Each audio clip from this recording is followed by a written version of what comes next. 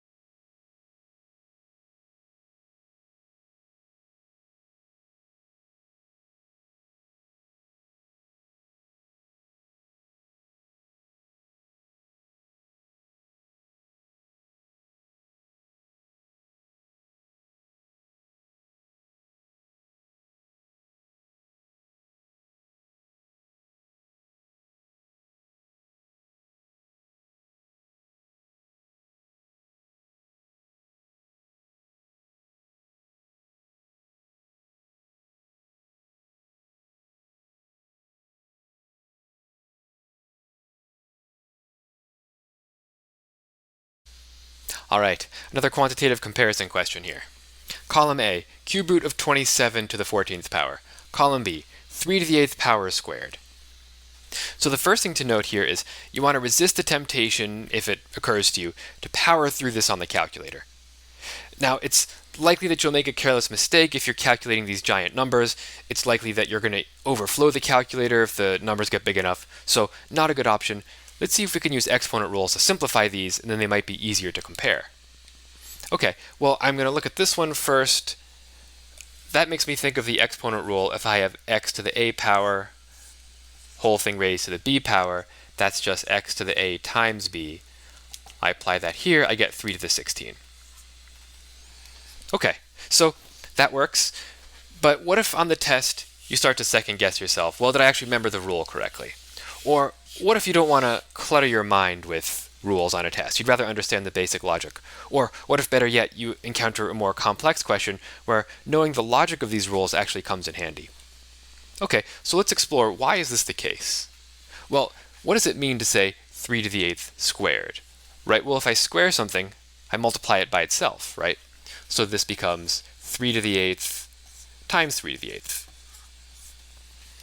Okay, that makes me think of the exponent rule, x to the a times x to, well, any old exponent, I'll just call it b. That would be x to the a plus b. Okay, so if I apply that here, I get 3 to the 8 plus 8, 3 to the 16. Okay, so you can kind of understand why this rule works. But you could go a step further and say, okay, but why does this rule work? Why is 3 to the 8th times 3 to the 8th equal 3 to the 16? Why do I just add those? Well, let's think about what does this expression really look like if I kind of expanded it. Well, 3 to the 8th would just be 8 threes. Okay, I've got 8 of those. And I do the same thing with the second 3. I've got 8 threes in a row. Okay, at the end of the day, what do I have? I just wrote out 16 total threes, right? So as a result, 3 to the 8th times 3 to the 8th, I can add those exponents, you get 3 to the 16. Okay, so I've confirmed from every possible angle, yes, this is 3 to the 16. I understand why the rules tell me that's the case. Let's see if we can simplify this one. Okay, 27 to the 14th power, whole thing cube rooted. Well, here's a question. Would you rather work with big numbers or small numbers? Well, small numbers is going to make your life a whole lot easier. So would I rather raise 27 to the 14th power, or would I rather take a cube root first? Well, 27 to the 14th power is going to be some crazy huge number. Let's take the cube root first. So cube root of 27 is 3. Okay, so then I'm left with 3 to the 14. Pretty easy to compare these. Quantity b is greater, so b is the correct answer. Okay, so now you might ask, okay, but how did you know that you could do the cube root first? Maybe this is trying to tell me that 27 should be raised to the 14th first, rather than taking the cube root. Okay, so let's talk about why we know that's the case. So do exponent rules help us understand why that would be true? Well, let me write this cube root as a fractional exponent instead of a cube root. It's kind of easier to do algebra and apply exponent rules with fractional exponents. So it's often worth rewriting them that way to see what you can learn. Okay, now this question is in terms of threes, or at least column B is in terms of threes. So maybe I will rewrite 27 as 3 to some power, right? Seems like it's going in the right direction, making these things easier to compare. 3 to the 3rd, to the 14th, to the 1/3. Okay, now your exponent rules tell you that you can multiply the exponents in a situation like this, right? So I'm left with 3 to the 3rd times 14 times 1/3. Okay, so in other words, I'm multiplying all these exponents together as such. And remember, with multiplication, it doesn't matter what order you do it in, right? If I do 3 times 1/3 times 14, or 14 times 1/3 times 3, it really doesn't matter. And that goes back to the idea, it doesn't matter whether you do the 1/3 first, or whether you raise it to the 14th first. It's really all the same. At the end of the day, all those exponents and all of those radicals are getting multiplied in this manner. Okay, so let's do that. I'm going to multiply these together. Now, to make my life easier, I don't want to make these numbers bigger, 3 times 14. How about 3 times 1/3 first, right? 3 times 1/3 is just 1, and I'm left with 3 to the 14. Okay, so that confirms our logic the first time around. And once again, we're left with quantity b is greater. The correct answer is b. Okay, so any take-homes for this question? Well, just again, that idea, powering through with a calculator is going to get you in trouble. You probably hit a brick wall at a certain point, likely to make a careless error. On the other hand, if you understand the logic of the exponent rules, you'll be in much better shape. All right, nice. Let's take a look at the next question.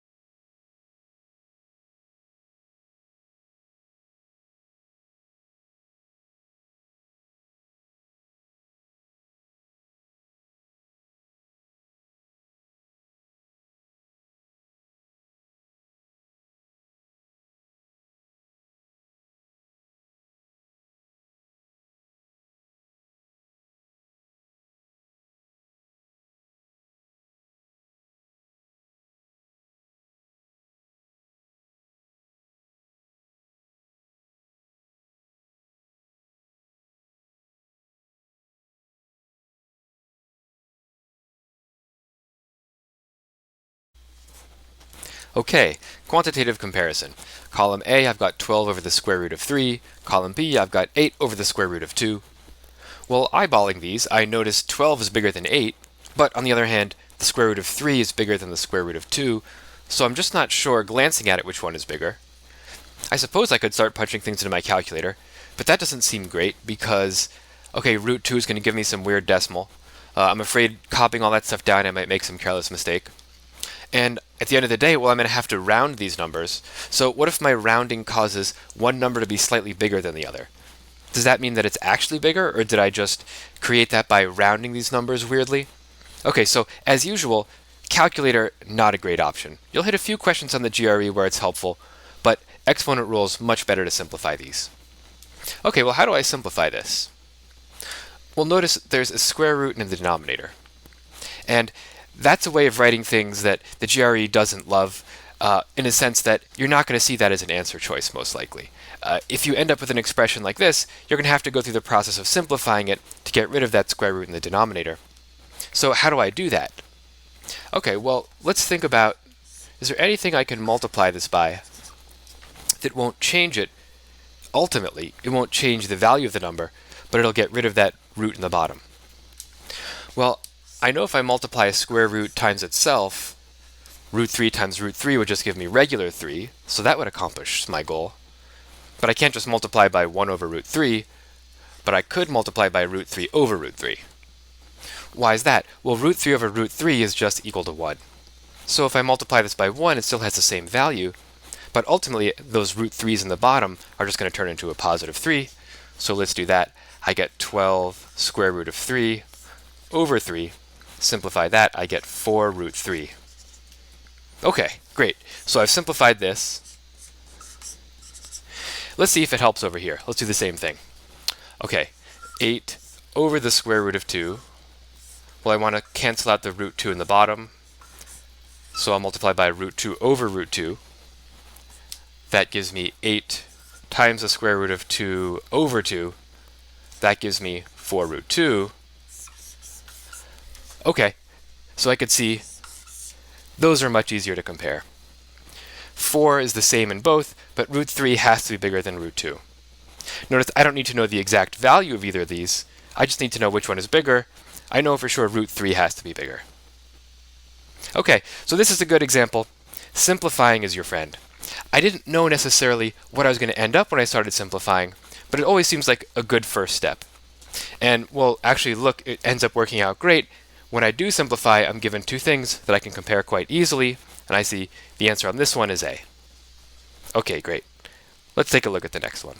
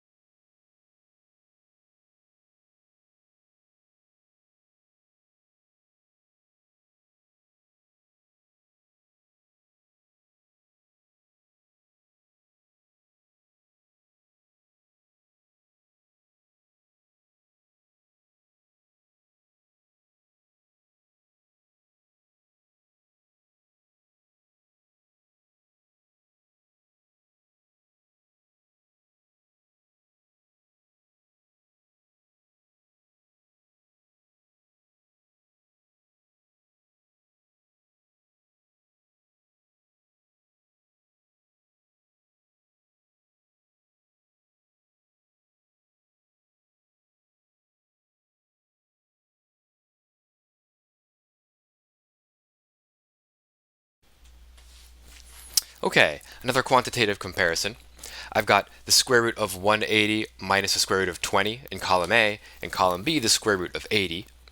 Now, like the last question, I suppose I could start punching these numbers into my calculator, but that doesn't seem like a great option. The square root of 80, I mean, all these square roots are going to give me ugly decimals. I'm going to have to round them, and I'm pretty sure I'll make a careless error with all those long decimals. I also won't know if I get one of these is slightly bigger than the other. Did I just create that difference by rounding them weirdly? Or should they actually be the same? Should they actually be different? Okay, so as usual, calculator not a great option. Much better to try to simplify these things with our exponent rules. So let's start with this one. The square root of 180 minus the square root of 20. How do I simplify that? Can I combine these terms as they are? Well, let's think of these actually as they're not like terms. They can't be combined. It's like trying to combine x squared and x. You can't combine those two, or x and y. I'd need to make them somehow into like terms first before I could combine them. Okay, and let me just confirm that that logic is correct. Square root of 25 minus the square root of 16. Okay, well I know that that should be equal to 5 minus 4 equal to 1. Now notice I couldn't get the same result by just subtracting 16 from 25, getting square root of 9. Okay, that's not equal to 1. So that just confirms these are not like terms. In order to make them into like terms, I'd need to have something like, say, square root of 3 for both of them, right? Square root of 3 plus square root of 3, those I can combine, right? 2 square root 3s is just 2 root 3. Okay, so that's my goal. I want to simplify these, and can I end up with some common square root between them? Okay, how do I simplify the square root of 20? Well, the question is, can I write 20 as some perfect square times another number? So I'm going to list the perfect squares. 1 squared, 2 squared, 3 squared, etc.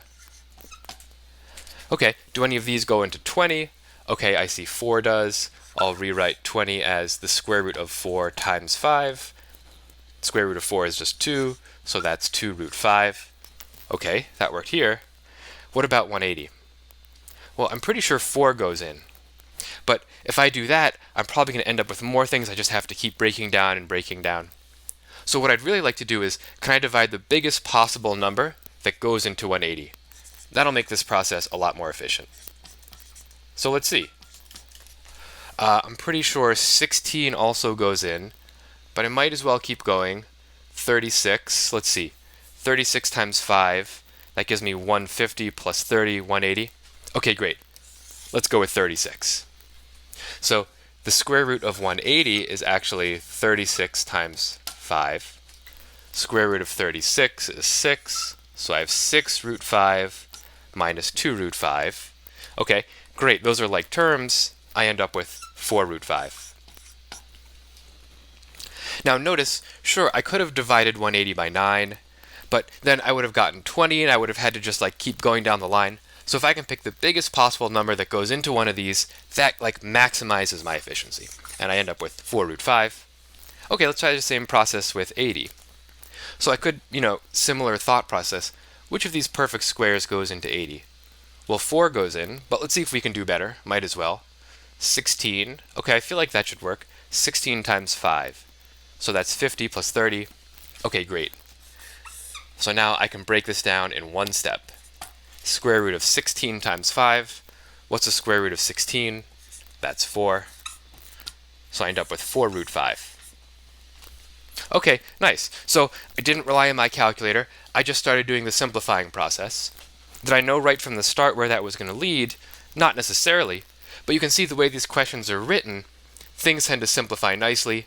When I follow those rules, I can compare these and say, okay, great. The answer for this one, gotta be C. Okay, great. Let's take a look at the next question.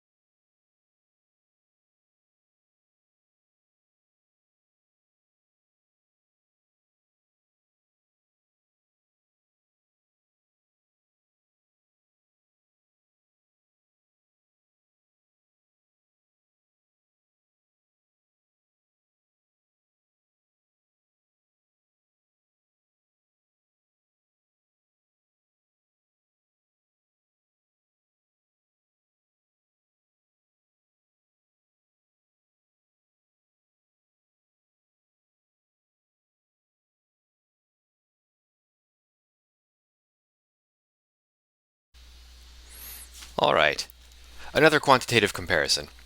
Column A, 3 to the 7th minus 3 to the 6th over 2. Column B, 3 to the 6th. Which of these is bigger?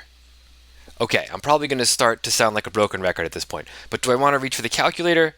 Definitely not. I mean, do I want to start punching in 3 times 3 times 3 times 3, copy down those big numbers? I mean, I might overflow my calculator. If I don't, I'm probably going to copy something down wrong. Too much arithmetic. So again, not a good option to use a calculator here. Let's see if we can think about, can we apply algebra creatively? Right, I'm looking at these. I don't necessarily see any exponent rules I can apply right off the bat. 3 to the 7th minus 3 to the 6th.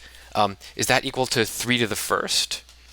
Well, you might be thinking of, if your mind went there, you might be thinking of this rule, right? 3 to the 7th over 3 to the 6th. Well, to simplify that, I subtract the bottom exponent from the top. I get 3 to the 1st. Why does that work? Well, the logic is 3 to the 7th is just 7 threes, right? 3 to the 6th is just 6 threes. So if I stack them up, I've got 7 of them, I've got 6 of them. I can go ahead and cancel 6, and I'm left with just 1. Well, hopefully if I wrote it out right, that would have worked. I've got 6 on the bottom, 7 on top. I'm left with just 1, 3 to the 1st. Okay, but does that logic work for 3 to the 7th minus 3 to the 6th? Totally different beast. So I'm kind of stuck when it comes to exponent rules. Staring at this, maybe I'm not sure what to do with it at first. Okay, that's okay. Let me see if I can draw a comparison. Does it look like anything I've seen before? Can I draw an analogy to some familiar situation? Well, I've seen things where I have, say, x to the 4th minus x squared, right? And how would I simplify that? Okay, I'm pretty familiar with those, right? I'd pull out an x squared, and then I'm left with x squared minus 1, and I can just do more stuff from there. Okay, so this is pretty similar, right? It's just instead of x's, I have 3's, but same principle. Okay, so if I think of it, this situation is similar to this, maybe I'll think about factoring something out, right? What did I factor out here? I've got an x to the 4th and an x to the squared. Well, I picked the smaller of the two and factored it out. So let's see if I can use the same logic there. Okay, let's factor out the smaller of the two, 3 to the 6th. What's left? Well, 3 to something, right? Let's see. I want these to multiply to give 3 to the 7th. So 3 to the 1st would do it, right? 3 to the 6th times 3 to the 1st gives me 3 to the 7th again. I can add those exponents. Okay, great, that works. Same thing here. What should I multiply 3 to the 6th by to get 3 to the 6th? Just 1. Okay, so factoring something out looks like it's getting simpler. Where can I go from there? Well, this is just 3 minus 1. So let's take care of that. That's just 2. Okay, so I have 3 to the 6th times 2 divided by 2. So which of all these operations would I want to do first? Well, let's see if there's a way we can make the numbers smaller rather than bigger. Instead of doing 3 to the 6th times 2, maybe I'm just going to cancel these 2's. Great, I'm just left with 3 to the 6th. Okay, and there we go. The answer to this one is C. So what are my thoughts on this question? Well, first of all, you want to know the exponent rules, but you don't want to apply them when they're not appropriate, right? So don't get tricked by 3 to the 7th minus 3 to the 6th. No exponent rule you can use there. On the other hand, when you see unfamiliar situations, see if you can say, okay, but does this look like a pattern I've seen before? Have I seen this with x's? If so, what would I do in that case? Okay, I apply the same logic here, simplify it, and then I'm in great shape. Okay, let's take a look at the next question.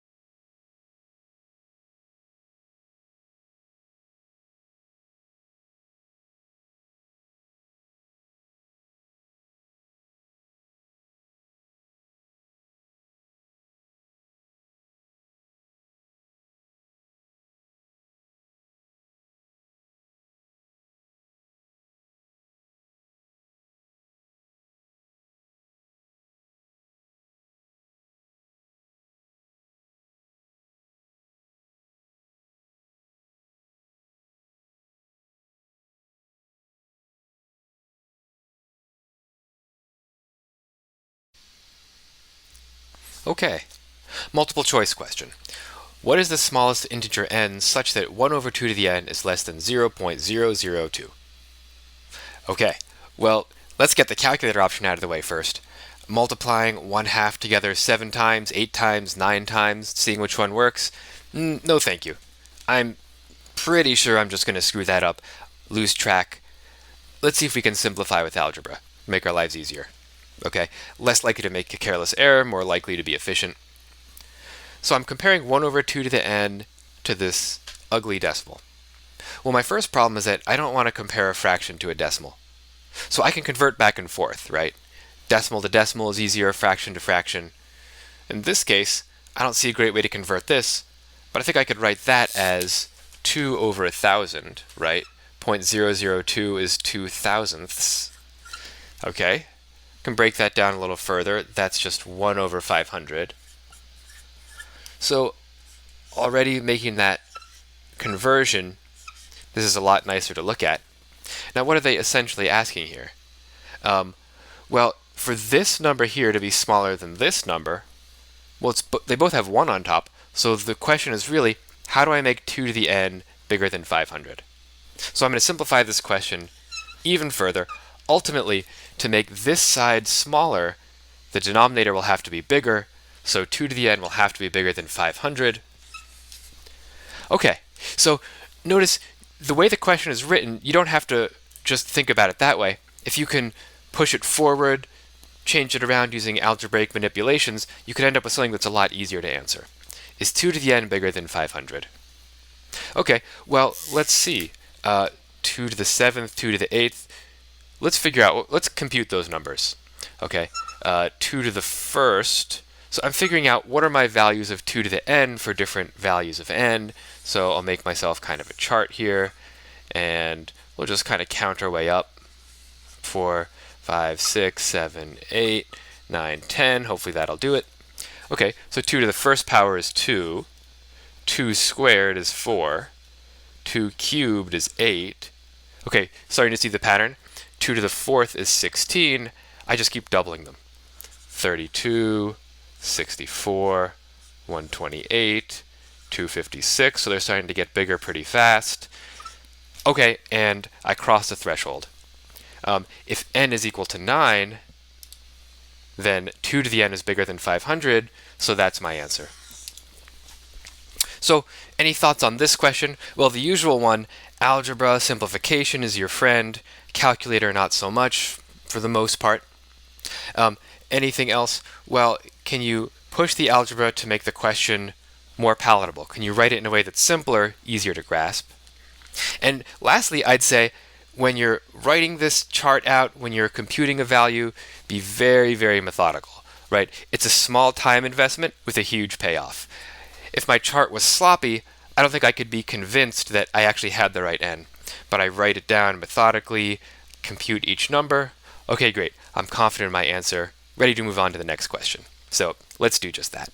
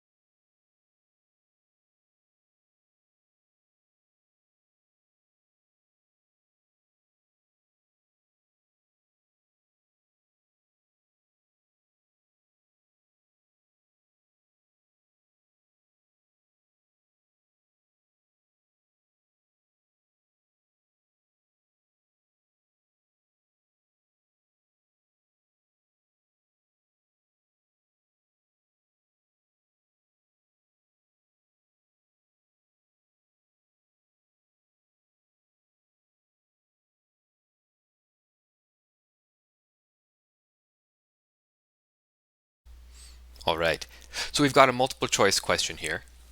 Now, one note is that the sheer quantity of calculations required here and the ugliness, it surpasses anything that you're likely to see on the GRE.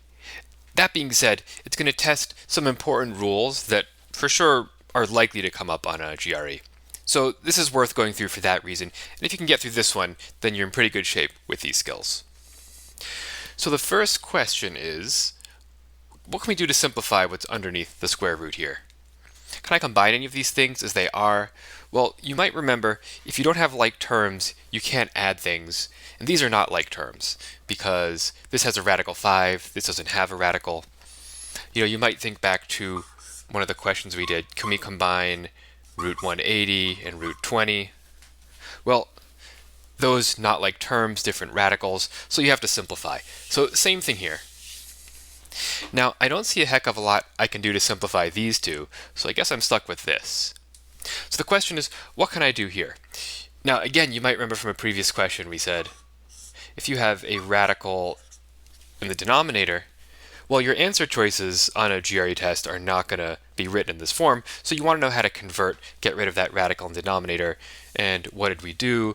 Well, we said, let's multiply by root 3 over root 3. That's just multiplying by 1. And the result will get rid of the radical in the bottom. So that's our goal here. Can we get rid of that root 5 in the denominator? Okay, well, maybe we could try something similar. Maybe we could multiply by some form of 1 that would get rid of the root 5s. Okay, well, maybe I'll try root 5. Does that help? Well, notice, in a way it makes things better, because when I multiply by the root 5 there, I get 2 root 5 times root 5. That's 2 times 5, so that's 10. Okay, great. But I have to distribute it to both of these, and I end up with 4 root 5 minus 10.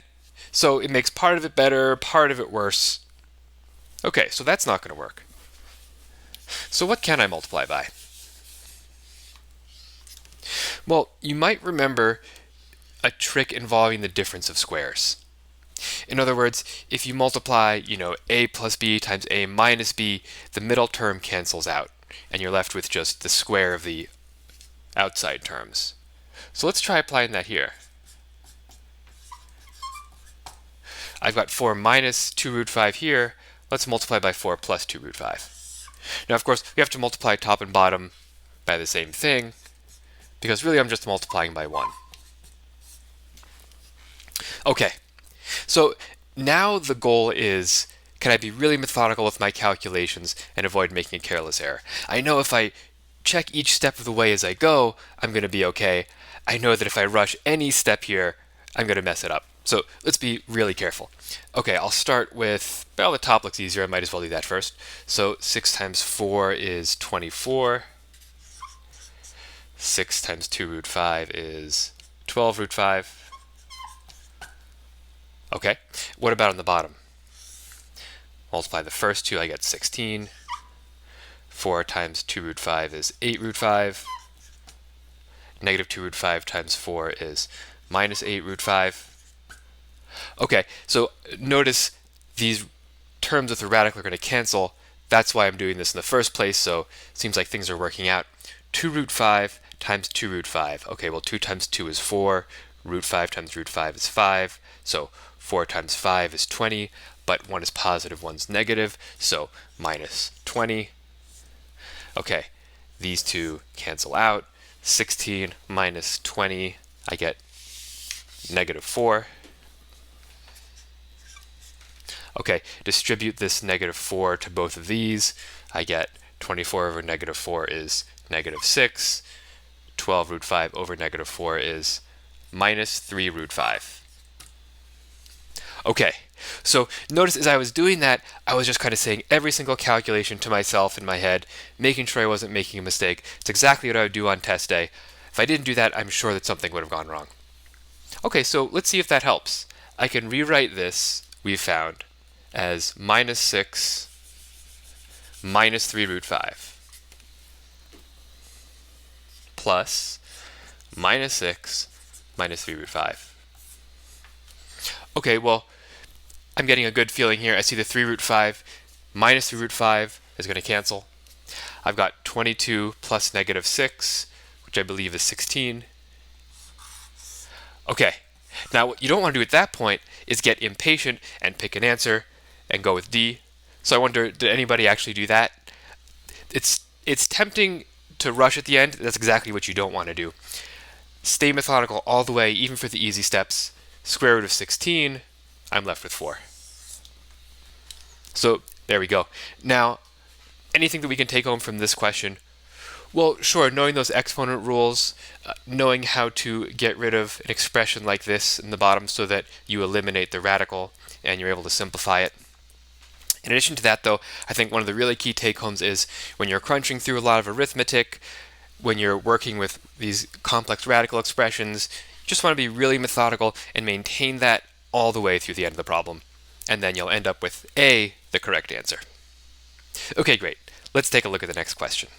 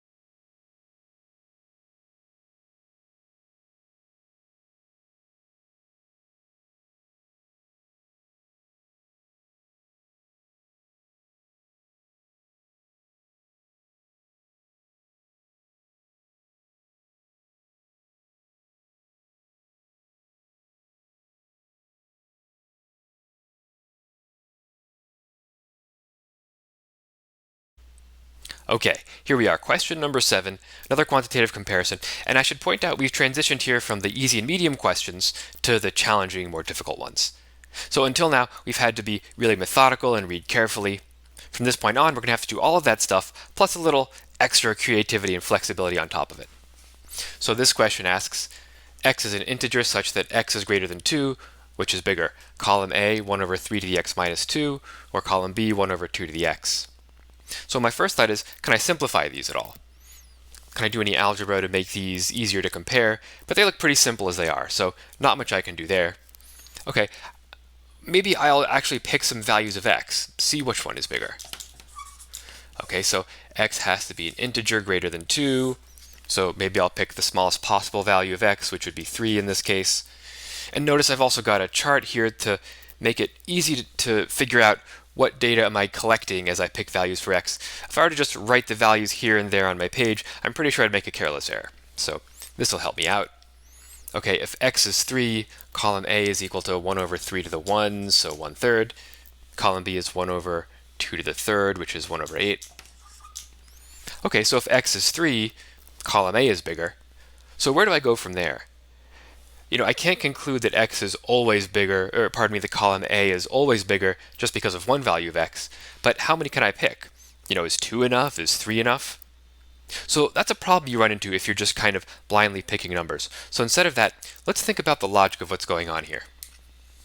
Okay, well if x is 3, I get 1/3. If x is 4, I get 1 over 3 squared. If x is 5, I get 1 over 3 to the 3rd. Okay, so that tells me as x gets bigger and bigger, I just keep multiplying by more and more 1/3.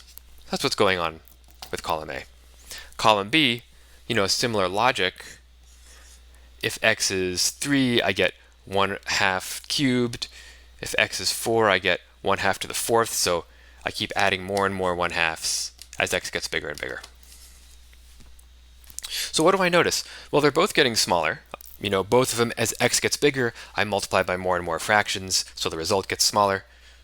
But this one is getting smaller at a faster rate, right?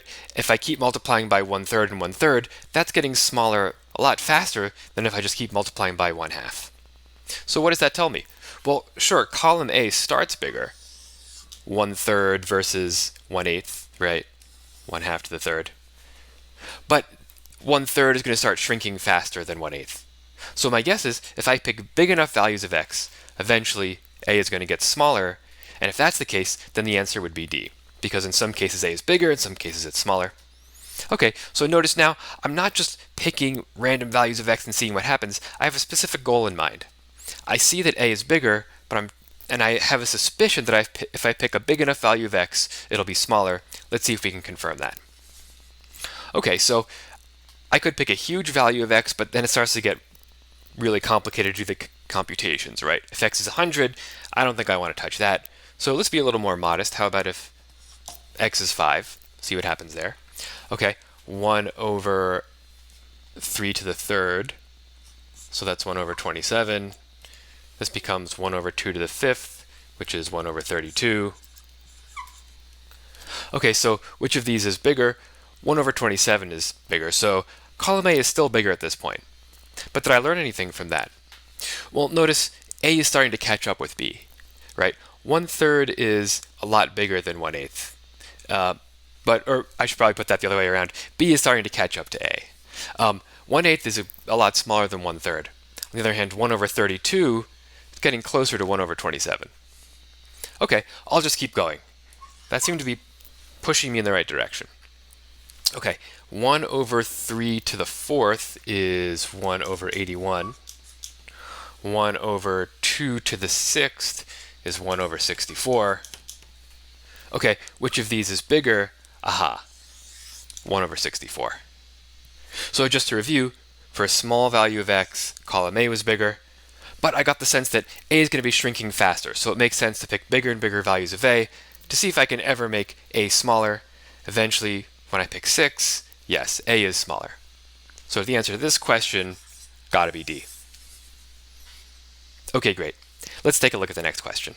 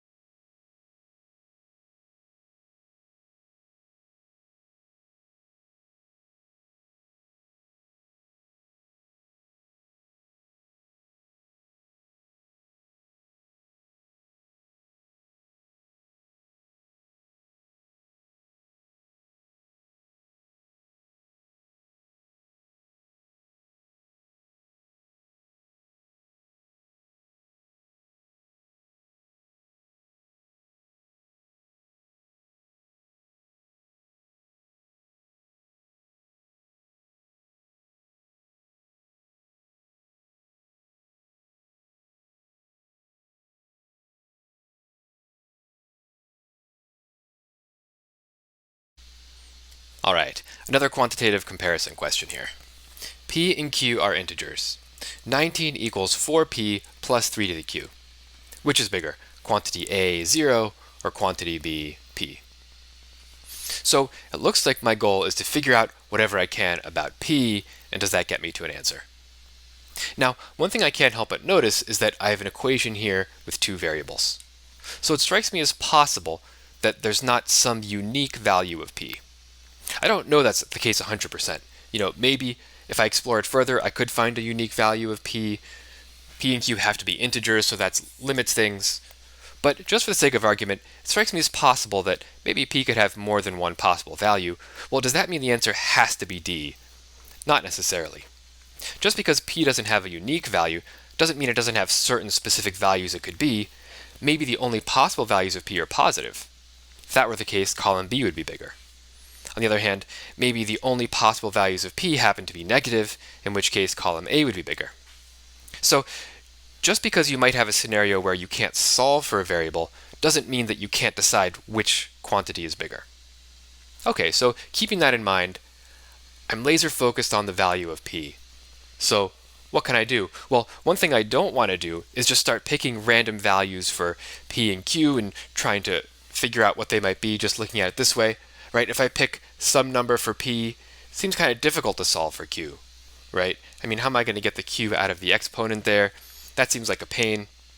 Okay, so let's be more direct. We want to figure out about p, let's solve for p. Maybe that'll help. Okay, so I'll subtract the 3 to the q from the other side. I'll divide out the 4. Okay, so I've got p equals 19 minus 3 to the q over 4. Okay, so I have an expression that's equal to p, so what does this tell me? Well, before I start picking numbers for q to see what values of p are possible, let me just take a step back and think big picture what's going on here. I could imagine if I subtract small values from 19, I would get a positive number. On the other hand, if I subtract a big number, then divide by 4, I'd get a smaller number, probably even a negative number. So it seems as though for small values of q, I'll get positive p's. For bigger values of q, I'll get negative p's. That's my suspicion. So let's now see if we can confirm that. I'll make a table that has p and q so I can keep track of my values. Okay, I'll just start with a simple value of q. It has to be an integer. The simplest one I can think of is 0. Also remember, we're trying to pick small values here to try to get a positive p. So let's see if that works.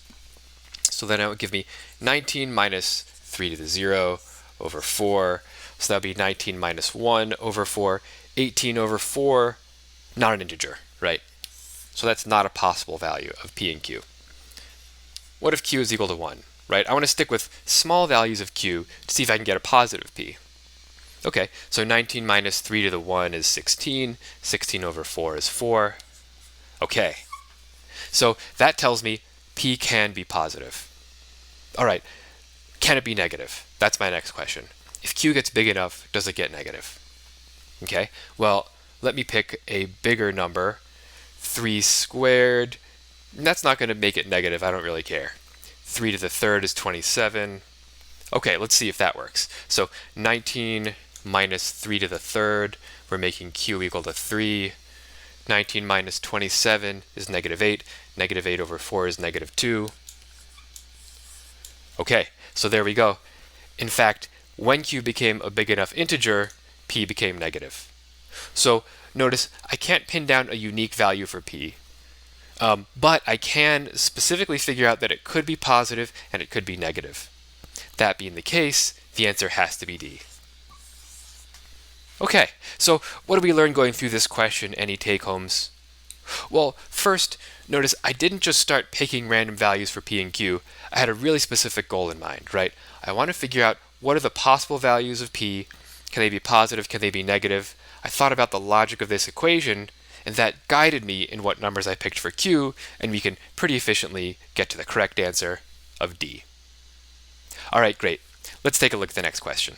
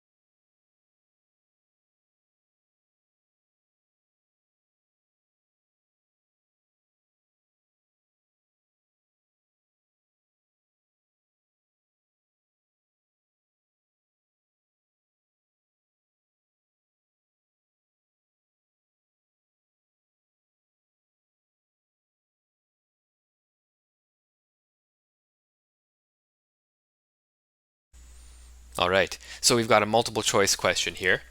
If 27 to the x equals 1 over 243, what is the value of 3 to the x plus 3? Okay, so one thought you might have is, well, if I want to find 3 to the x plus 3, I need to solve for x. And it's possible in some questions, that's the only way to do it. On the other hand, notice this question isn't specifically asking for x. Obviously, it's literally just asking for the value of this quantity, 3 to the 3x plus 3. So it's possible that by using exponent rules and simplifying, perhaps I could arrive at this answer in a way that doesn't require all the labor of solving directly for x.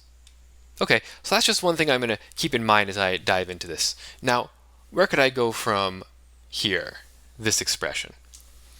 Okay, well, I guess I might try to start simplifying, right? I mean, this is written in terms of 3, so maybe I could simplify so this expression is also written in terms of 3's.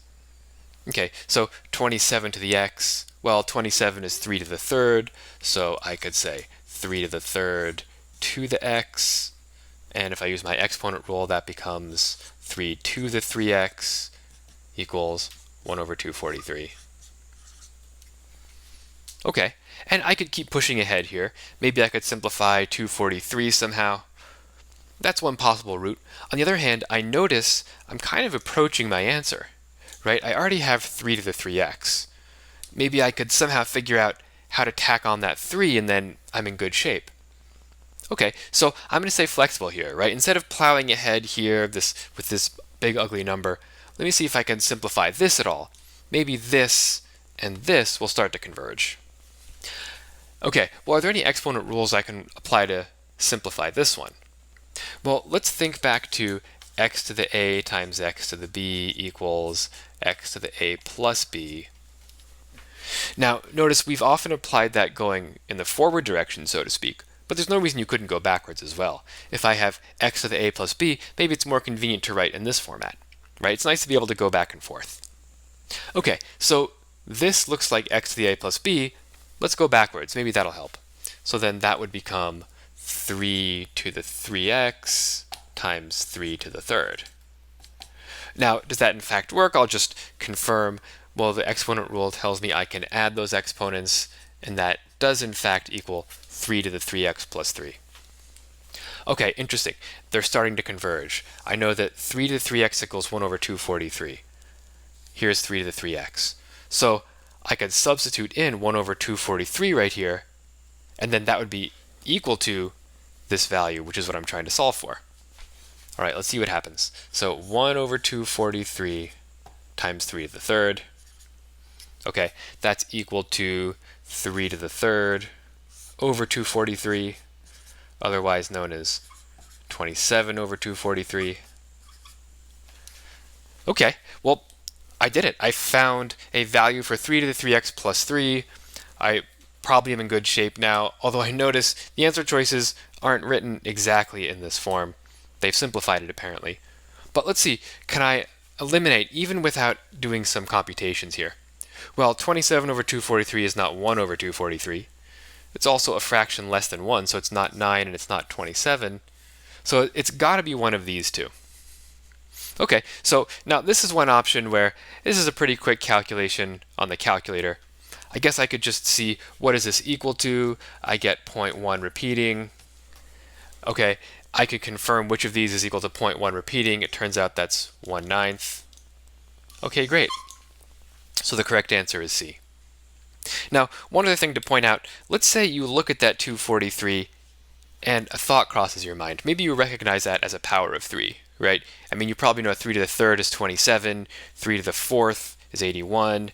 Okay, if you go one step higher, 3 to the fifth is 243. Hey, so if you spot that, great. I can just then use an exponent rule here, 3 to the third over 3 to the fifth. Well, I can subtract those. That gives me 3 to the negative 2. That's 1 over 3 to the 2, or 1/9. Okay, so either way, that confirms the correct answer to this one is C. So, anything we can take away from this question? Well, notice it's just all the familiar exponent rules. But anything that's special about this question, well, we weren't applying them just in a straightforward way, right? Sometimes we were going backwards. Sometimes we were going forwards. We weren't being too rigid and decided we had to solve for x. We were kind of staying flexible, seeing, can I work my way towards this quantity? Okay, and by following that path, I get to the answer in a fairly simple manner. All right, well, that problem concludes our exponents and roots video. And what can we take away from this video as a whole? Well, hopefully you noticed leaning on the calculator, rarely a good option. You're likely to make a careless error. It's hard to work with all those big numbers. They're probably going to overfill your calculator. Instead, what do you want to do? Well, think about that small number of basic exponent rules and try to use them flexibly to work your way to an answer in an efficient way. All right, great. Well, thank you so much for watching this video. Happy studying, and I'll see you next time.